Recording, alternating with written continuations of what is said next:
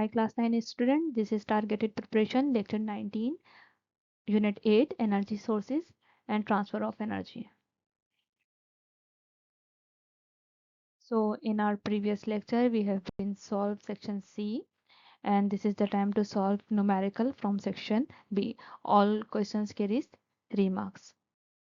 Now let's check. This is first question of 3 marks. What is wind energy? एक definition हमें देना है wind energy की. Write down it's 2 application, और हमें 2 एप्लीकेशन लिस्ट इन कर देनी है. विंड एनर्जी की साइड हेडिंग डालेंगे और विंड एनर्जी के बारे में लिख देंगे कि this is the energy from that we getting from the winds. और थोड़ा सा एक्सप्लेन करना चाहें तो हम ये एक्सप्लेन कर सकते हैं. Wind is produce to uneven heating of the earth surface. And अब 2 एप्लीकेशंस की हेडिंग डालिए और जॉर्डन कर दें दोनों एप्लीकेशन. एक एप्लीकेशन क्या होती है? Generating of electricity. सबसे बड़ी एप्लीकेशन विंड एनर्जी की इलेक्ट्रिसिटी जनरेट करना होती है. Second is water pumping. Wind mill are use to pump water from well, specially in rural and agriculture areas.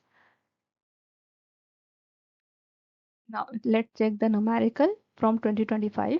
Calculate the power of machine. Power हमें find out करनी है. If the machine performs 1800 joules of work. लिख भी दिया है कि आपको 1800 joules of work given है in 30 minutes. Minutes is the unit of time, तो time भी 30 minutes given है. डेटा की हेडिंग डालेंगे, जॉर्डन करेंगे सारे given values. Work done given है 1800 joules. Time t is given 30 minutes. Minutes is not SI unit, so we have to convert into the SI unit into second. तो क्या करते हैं हम? सिंपली जितने भी मिनट्स होते हैं उनको 60 से मल्टीप्लाई कर देते हैं, क्योंकि एक मिनट में 60 सेकंड होता है.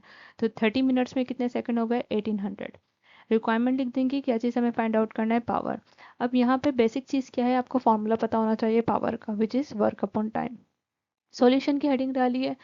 वर्क की जगह जो गिवन वर्क की वैल्यू है वो हमने सब्स्टिट्यूट कर देनी है. टाइम हमने सेकंड्स में जो फाइंड आउट किया है वो सब्स्टिट्यूट करेंगे. 1800 divide by 1800 become 1 watt. Unit लिखना बहुत ज़रूरी होता है. थर्ड न्यूमेरिकल देखिए. If the efficiency of a machine is 50% efficiency given है and its output is 1001 output भी गिवन है, then calculate its input. Input हमें कैलकुलेट करना है. पेपर है 2023 का. अब डेटा की हेडिंग डाल देंगे. एफिशिएंसी दी कितनी गिवन है? 50%. आउटपुट गिवन है 1001. इनपुट हमें कैलकुलेट करना है.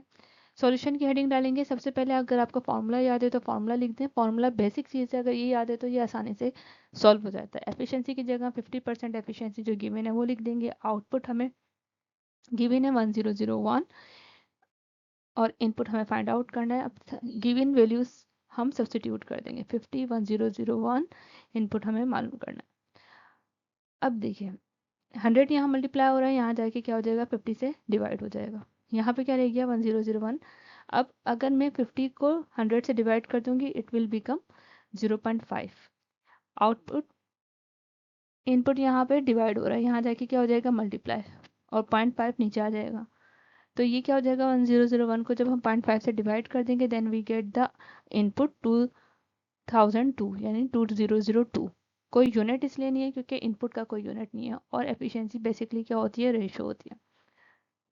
Then this is the required answer. Next, calculate the power of a machine. फिर हमें क्या चीज़ कैलकुलेट करनी है? Power. If the machine is perform 900 joules work is given off in 30 minutes and 30 minutes also given.